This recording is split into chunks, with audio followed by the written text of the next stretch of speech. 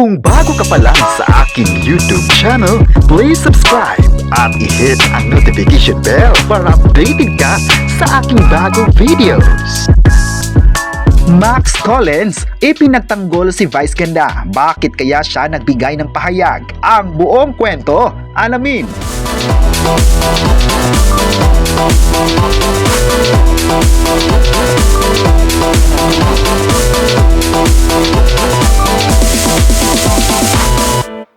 Ngayong araw, pasabog talaga ang naging pahayag ng kapuso actress Max Collins para kay Vice Ganda. Pinagtanggol ng kapuso ang It's Showtime host sa controversial joke nito sa Super Divas concert. Ayon pa niya, hindi raw niya alam kung bakit ganun na lang ang tao.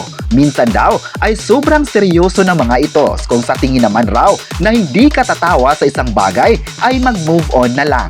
Dagdag pa niya, gusto lang naman ng tao na magpapasaya sa mga ito bilang isang performer. Hindi raw niya nakakausap si Vice Ganda, pero mabait daw ito at thankful dahil parati siyang nababanggit nito sa Kapamilya Noong Time Show. Masaya rin siya na na-appreciate ni Vice Ganda ang mga reels niya na sinushoot sa tuwing guest siya ng It's Showtime. Tawag nga sa kanya nito ay Queen of Reels dahil sa pagiging creative at bongga ng bawat reels niya, kung saan minsan ay kasama niya ang mga ibang mga hurado at host ng It's Showtime. May pressure nga raw sa kanya at sa kanyang team na dapat parating bongga ang kanyang real content. Hindi lang reels ang bongga kay Max, pati na rin ang kanyang career ay maganda dahil magbabalik na ulit siya sa isang teleserye at may nilaunch din siyang makeup collection nitong Sabado. Nakipag-collaborate nga siya sa isang makeup brand para sa kanyang Max Collins collection na mayroong face mist, face tint at may pang-set ng brow. Dahil dito ay marami sa mga fans ni Vice Ganda ang masaya sa naging pahayag nito sa Kapamilya. Marami din ang natuwa dahil ipinakita niya ang suporta sa Ankabugabol Star. Marami naman kasi ang naniniwala sa kakayahan ni Vice Ganda.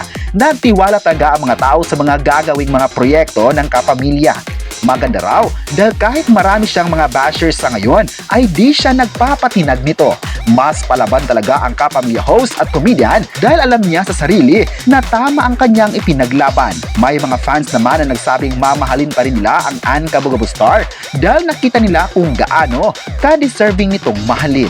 Marami ang bumilib sa kanyang mga proyekto na ginawa sa showbiz. Kaya nagpapasalamat talaga ang lahat sa naging pahayag ng kapuso actress at sinabing proud sila sa ginawa nito. Ngayong araw, mas aabangan pa talaga ang pasabog na dala ni Vice Ganda sa It's Showtime. Kayo, ano ang masabi nyo na marami pa rin ang sumusuporta kay Vice Ganda? I-comment na kung mahal mo rin ba siya at huwag kalimutang i-subscribe ang ating YouTube channel.